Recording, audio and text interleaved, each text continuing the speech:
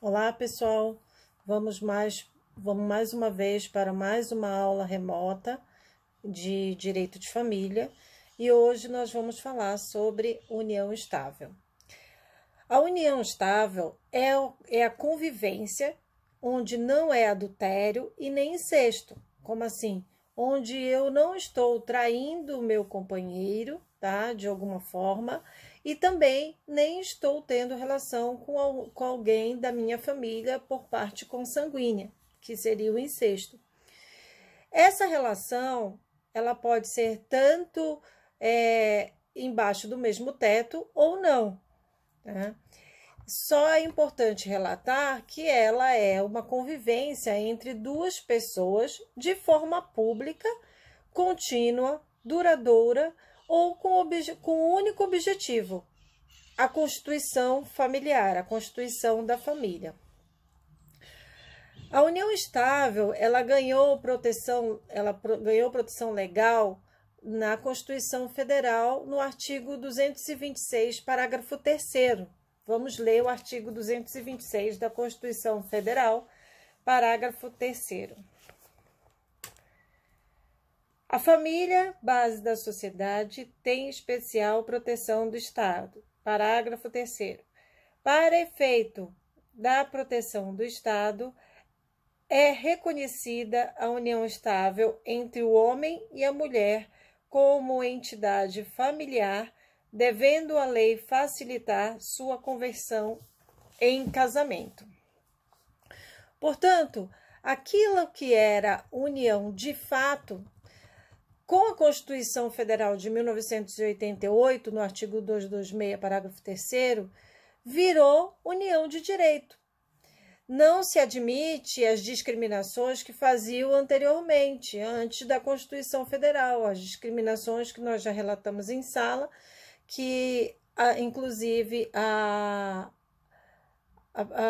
os casais teriam que ser casados através do casamento, né, através de toda a formalização civil, porque senão haveria discriminação. Agora, a família informal, aquela que é formada tão somente a partir da vontade das pessoas, sem nenhuma formalidade, como eu costumo dizer, é aquela família que só juntou as escovas de dentes, mais nada, tem a proteção do Estado.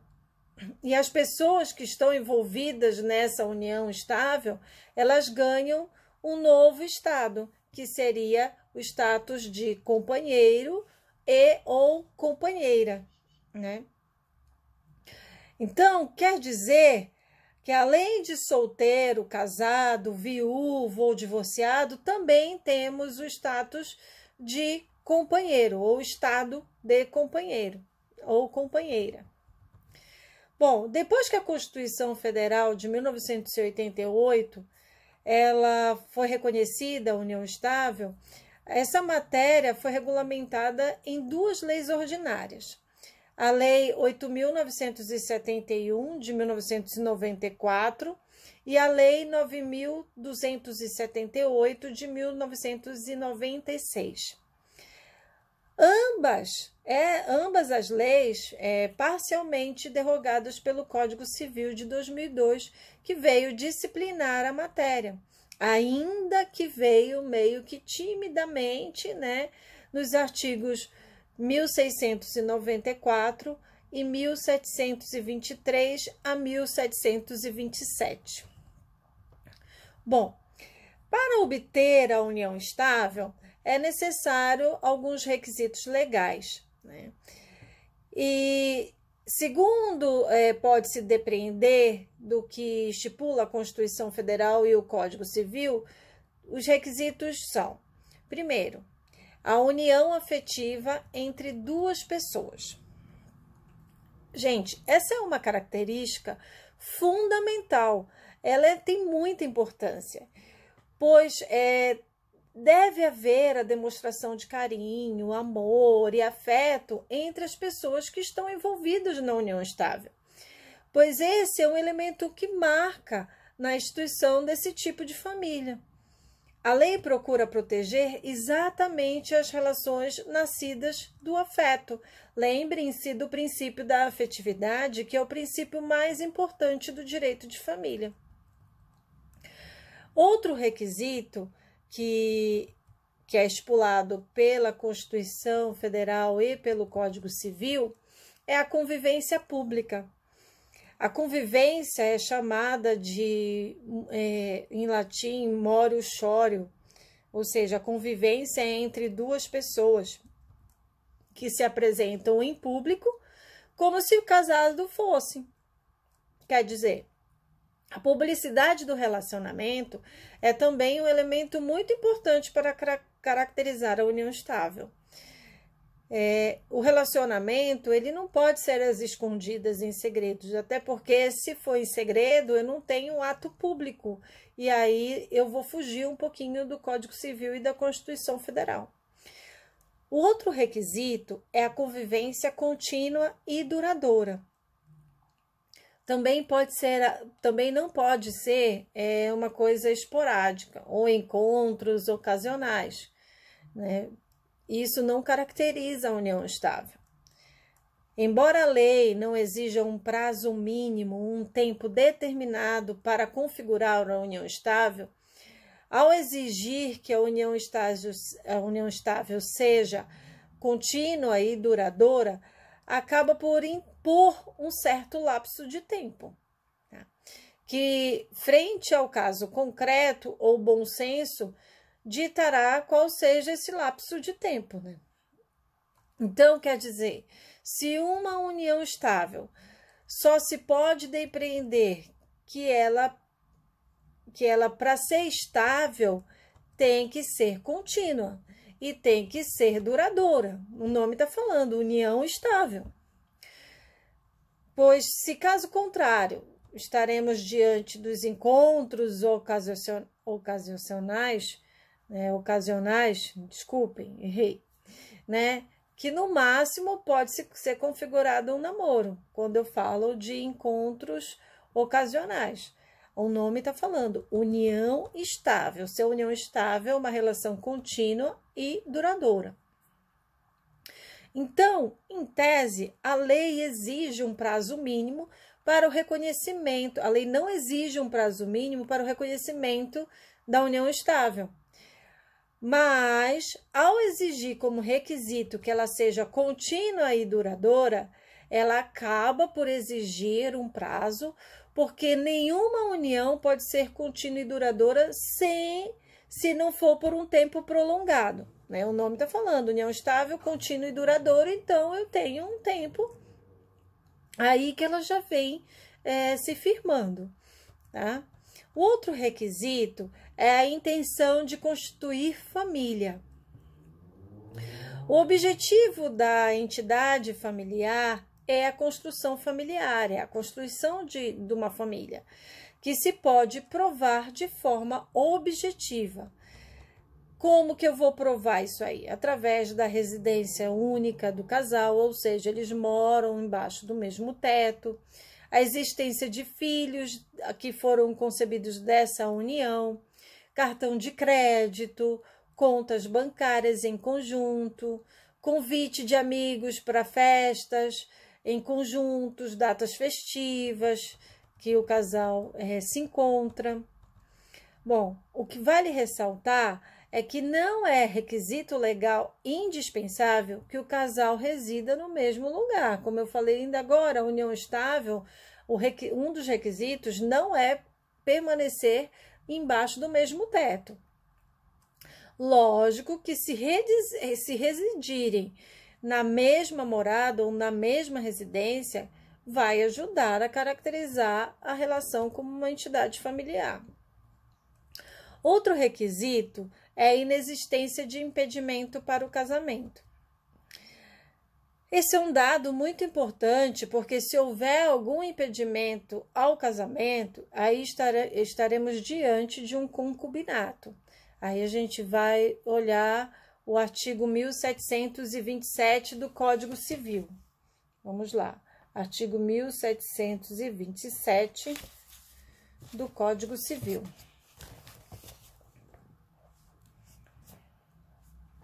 As relações não eventuais entre o homem e a mulher impedidos de casar constituem concubinato. Então, não é união estável, é concubinato. Se existe um impedimento porque já há um casamento, a gente está falando de concubinato e não de união estável. Assim, para constituir a família informal, que a lei protege no artigo 226, né? Os envolvidos, eles devem ser solteiros, viúvos, separados, divorciados, né? Quando eu falo separados, pode ser tanto de fato como judicialmente, conforme a gente vê no artigo 1723, parágrafo 1º do Código Civil. Então, vamos ler o artigo 1723. É reconhecido como entidade familiar a união estável entre o homem e a mulher, configurada na convivência pública, contínua e duradoura, e estabelecido como objetivo de constituição de família. Parágrafo 1º. A união estável não se constituirá se ocorrerem os impedimentos do artigo 1521, não se aplicando a incidência do inciso 6º no caso de a pessoa casada se achar separada de fato ou judicialmente. Então, como eu falei, para eu constituir a união estável, eu preciso ser solteiro, viúvo, separado de fato ou judicial ou divorciado. Tá? Bom, vamos falar um pouquinho. A pergunta é: diversidade de sexo é também um requisito para configurar a união estável? A resposta é claro que não, a gente já até falou sobre isso, né? Depois que o Supremo Tribunal Federal ele reconheceu em 2011 a legalidade da união estável entre pessoas do mesmo sexo, é claro que foi derrogado. Ainda que por vias tortas, os dispositivos legais que exigiam a diversidade de sexo como requisito para o reconhecimento da união estável. Tá? Então, a gente já viu sobre isso quando falamos sobre casamento de pessoas do mesmo sexo, que hoje não é mais considerado a diversidade de sexo tanto para o casamento quanto para a união estável. Mas é claro que muitos autores ainda mencionam o expresso texto de lei para dizer que a união estável somente se aplicaria à união entre homem e mulher. Porque assim consta na redação original do artigo 226, parágrafo 3º da Constituição Federal, que nós lemos há pouco, né? E também consta claramente no artigo 1723 do Código Civil. Mas não é essa leitura que vamos fazer, até porque depois da decisão do Supremo Tribunal Federal, que julgou conjuntamente em 5 de maio de 2011 a ADI 4277 do Distrito Federal e a ADPF 132 do Rio de Janeiro, acabou por reconhecer a união estável para pessoas do mesmo sexo, o que levou, por via de consequências, a permissão de conversão das uniões homoafetivas em casamento. Por isso que hoje nós podemos ter o casamento entre pessoas do mesmo sexo. Em face da ausência da lei, foi preciso a intervenção do CNJ, o Conselho Nacional de Justiça, para dar a concretude a essa decisão do STF.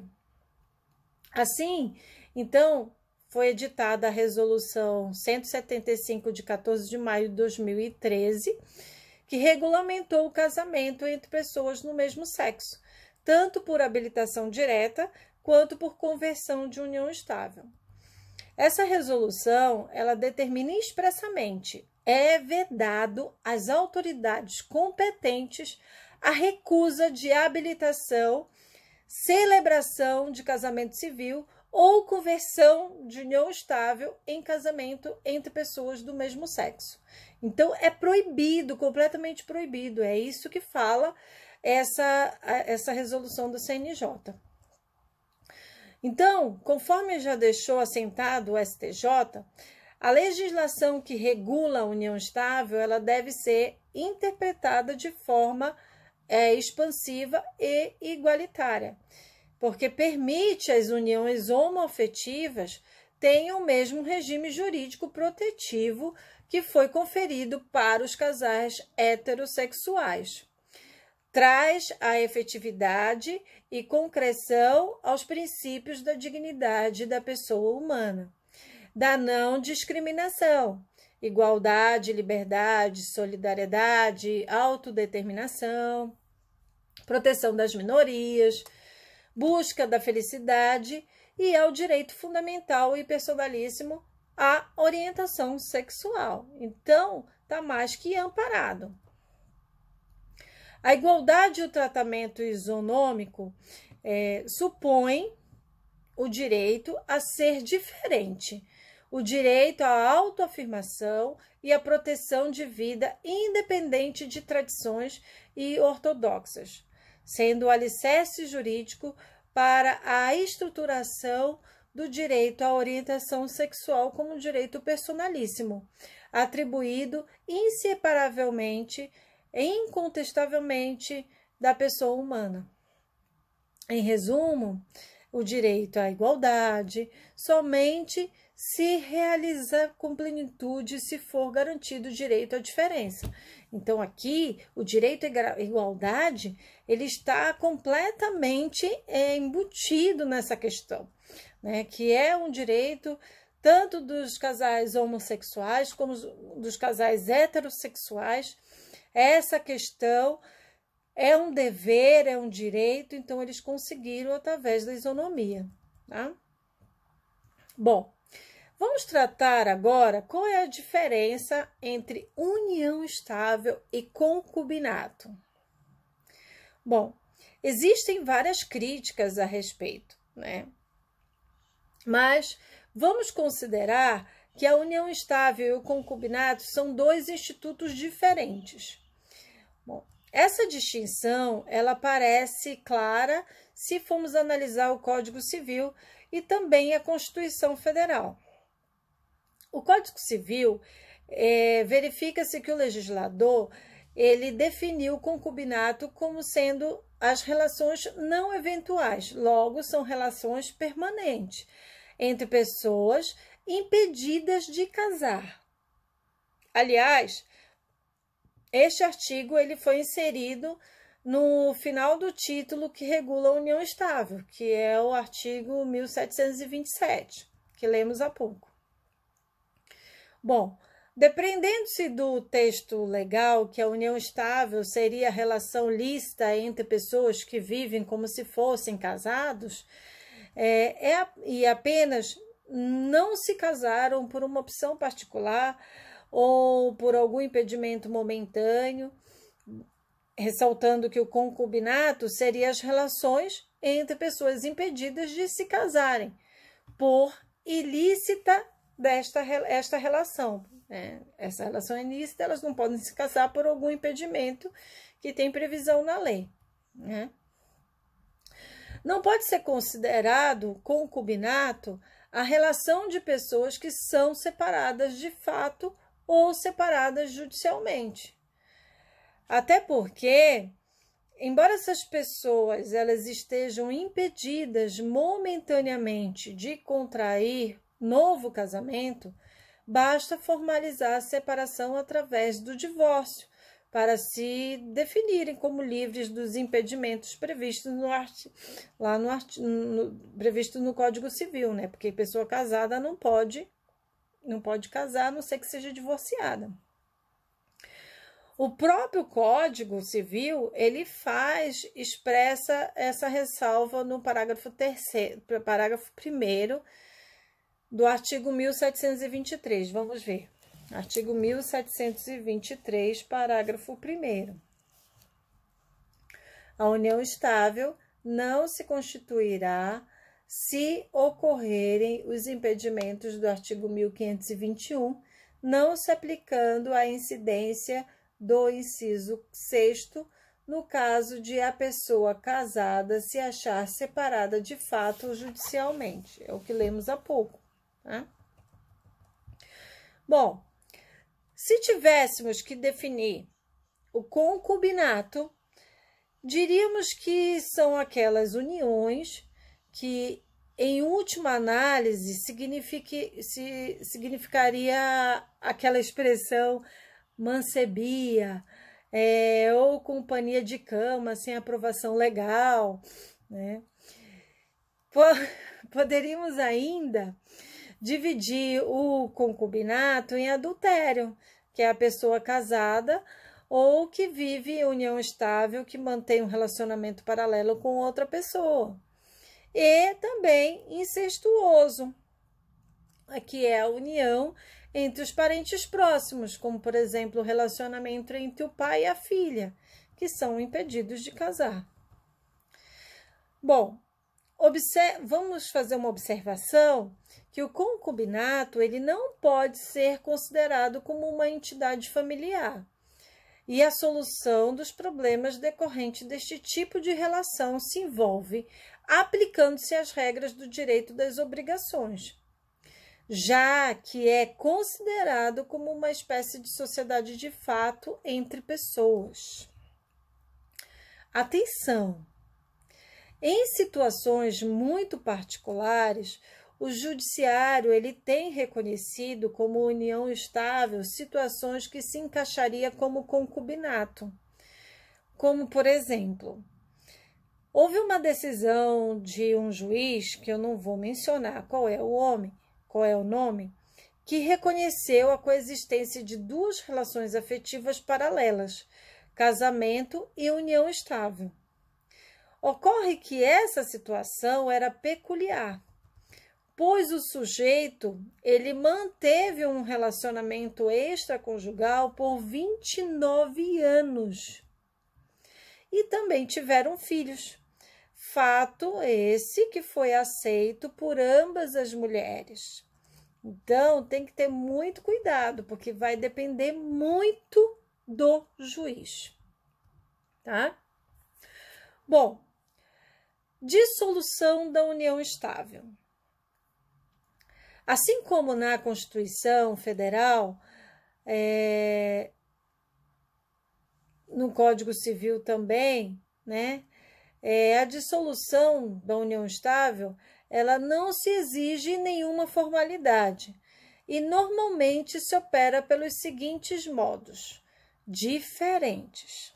Então, vamos lá. Quais são esses modos que vão se dar, que vão levar à dissolução da união estável? A morte de um dos conviventes. É claro que se morrer qualquer dos companheiros, a união estável acabou. É igual o casamento, né? O casamento ele termina também com a morte do esposo ou da esposa, ou dos esposos ou das esposas. Outra situação da dissolução é o casamento dos companheiros. É claro que o casamento daqueles que viviam em união estável extingue a mesma hora, tá? E agora vai se dar ao casamento. Então, se eu tenho uma união estável e eu sou companheira, e aí eu casei na mesma hora, aquela união estável ela foi extinguida. Outra situação é pela vontade das partes. Essa é a forma mais comum da extinção da união estável. E ela pode ser resolvida de forma amigável ou litigiosa. As partes elas vão estar de comum acordo que aquela união estável encerrou, acabou, né? Então, aí vai ser mais fácil de resolver essa separação, porque aí podem acordar em questão de partilha de bens, caso hajam bens, alimentos, caso hajam menores, filhos, né? A guarda, caso haja crianças, e a visita dos filhos, caso se houver filhos, né? Enfim, eles podem resolver todas as questões do relacionamento, né, que foram geradas através do relacionamento, e formalizar o acordo através de um instrumento público ou também um instrumento particular, que também é válido. E aí eles podem entrar no judiciário requerendo homologação judicial, para dar fim. Quando a resilição for unilateral, não houver acordo entre as partes, né, pode ser proposta a ação declaratória para que o judiciário declare e reconheça a existência da união estável. E aí vai promover na mesma ação a dissolução, resolvendo também os demais aspectos que envolvem essa questão, tá? Bom, regime de bens. Como se aplica o regime de bens dentro da união estável?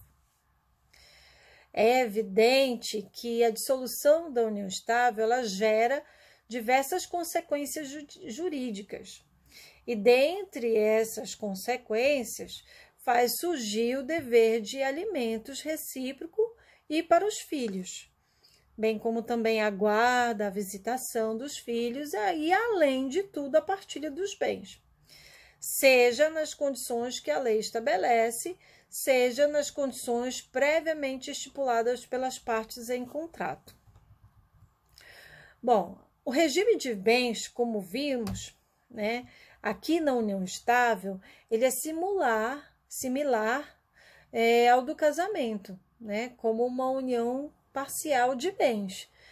Pode as partes estipular de forma diferente em contrato escrito, né, conforme é determinado no artigo 1725 do Código Civil. Vamos lá, 1725. Na união estável, salvo o contrato escrito entre os companheiros, aplica-se às relações patrimoniais no que couber o regime de comunhão parcial de bens. Bom, como assim, salvo em contrato escrito? Porque os companheiros eles podem fazer uma declaração de união estável e estabelecer um regime de bens que vai ser aplicado àquela união estável. Tá? Se caso não houver esse acordo, essa declaração, aí vai ser automaticamente aplicado o regime de comunhão parcial de bens. A lei, ela faz prever que nessa dissolução da união estável, os bens adquiridos na constância da convivência da união estável, né, teriam sido adquiridos com o esforço comum do casal. É por isso que a lei entende que tem que ser partilhado meio a meio para cada um, né, de acordo com igual o regime de comunhão parcial de bens que nós já vimos na aula anterior. Bom, outra situação que o Código Civil traz referente à união estável é a conversão da união estável em casamento. O Código Civil ele estabelece essa possibilidade de conversão da união estável em casamento mediante requerimento ao juiz de direito da comarca onde reside o companheiro e a companheira. E ele vai verificar a regularidade desse pedido, né? E vai determinar o processamento no registro civil. Isso está no artigo 1726 do Código Civil. Vamos ler. A união estável poderá converter-se em casamento mediante pedido dos companheiros ao juiz e assento no registro civil. Só que isso, na vida, na prática, essa previsão legal não facilita a vida dos companheiros em nada, ou conviventes, né? Não facilita em nada, porque eles querem converter a união estável em casamento. Só que os conviventes, eles terão que fazer todo o processamento que qualquer pessoa faria para se casar. Como assim? Terá que fazer o requerimento em cartório, instruir o pedido com os documentos que são necessários, se submeterem aos proclamas, terão que escolher um regime de bens e apresentar as testemunhas. Em tese, os conviventes terão que fazer tudo como qualquer pessoa que deseja casar. A única formalidade que será dispensada é a solenidade da celebração. Então, quer dizer, a única diferença é que os noivos não precisam comparecer ao cartório num dia determinado para dizer o sim na frente do juiz de paz. Então, quando há essa conversão da união estável em casamento, a única diferença é a manifestação de vontade lá na presença do juiz de paz. Por quê? Porque já foi dada entrada no Poder Judiciário, já foi manifestada por escrito isso através de uma petição para o Poder Judiciário. Então, é por isso que essa é a única diferença da conversão da união estável em casamento.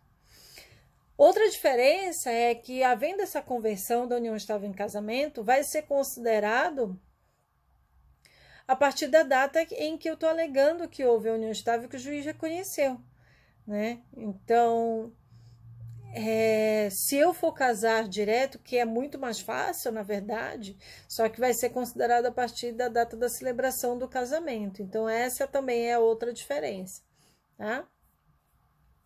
Bom, como a gente está falando de união estável, vamos falar um pouquinho também da união poliafetiva. Na união poliafetiva, enquanto não houver lei regulamentando a questão do reconhecimento, separação e da partilha de bens, isso vai ser resolvido com base em institutos dos contratos, tá? Então, é preciso lembrar que o nosso sistema jurídico considera legal a família monogâmica e condena em todos os sentidos a bigamia ou qualquer relação ou qualquer relacionamento fora da instituição do casamento ou da união estável.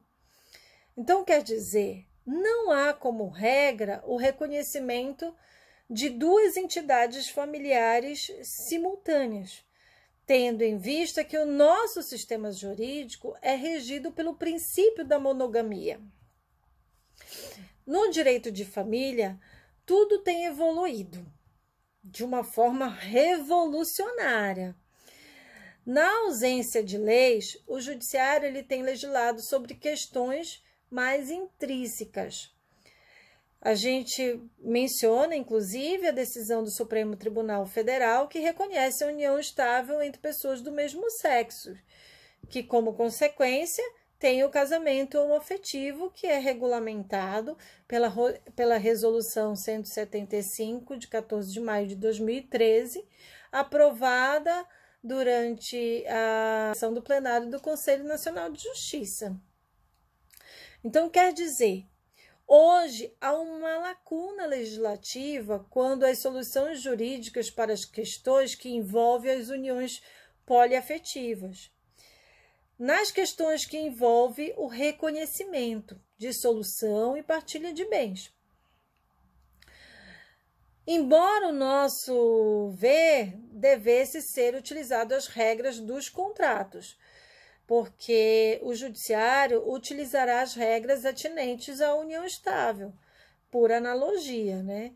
Ele vai dirimir as questões oriundas desse tipo de relacionamento, né? Mas vamos ver daí para frente que pode a qualquer momento ser regulamentado. Isso aí a gente sabe que o direito ele evolui conforme a sociedade, então pode a qualquer momento ter uma nova decisão, uma nova mudança aí dentro do direito de família, que eu acredito que não vai ser não está muito longe disso acontecer. Bom, a gente não pode negar os avanços fantásticos que foram registrados na questão da regulamentação da união estável. Até pouco tempo atrás, a despeito dos avanços da jurisprudência quanto ao reconhecimento das situações de fato, o nosso ordenamento jurídico, de forma absoluta, retrógrada, se recusava a reconhecer legalmente a situação da união estável. Foi preciso que a nossa Constituição Federal viesse reconhecer e expressamente a possibilidade da constituição da união estável. Somente veio a ser regulamentado de forma tímida por 2 leis, em 1994, 6 anos após, e a outra mais abrangente em 1996. Então, 8 anos após a promulgação da nossa Constituição Federal. Bom, a partir desse advento da nova ordem constitucional, estabeleceu a igualdade jurídica entre os companheiros, bem como entre os filhos, sem a distinção que trazia o Código Civil de 1916. A união estável, o Código Civil de 2002, ele derrogou as leis da união estável na medida em que regulamentou toda a matéria. O Código Civil, ele estabeleceu a presunção relativa de serem comuns os bens adquiridos na constância do lar convivencional, ao estabelecer que o regime de bens é o de comunhão parcial, como lemos no artigo 1725. E por decorrência dessa previsão, garantiu aos companheiros, além da meação, o direito sucessório, que tem previsão no artigo 1790. Vamos dar uma lidinha rapidinho no artigo 1790.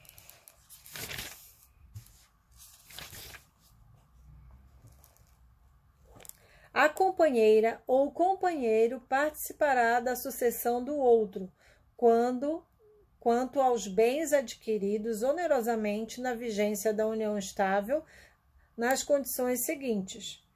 Primeiro, se concorrer com os filhos comuns, terá direito a uma cota equivalente a que por lei for atribuída ao filho. Segundo, se concorrer com os descendentes só do autor da herança, tocar-lhe-á a metade do que couber a cada um daqueles.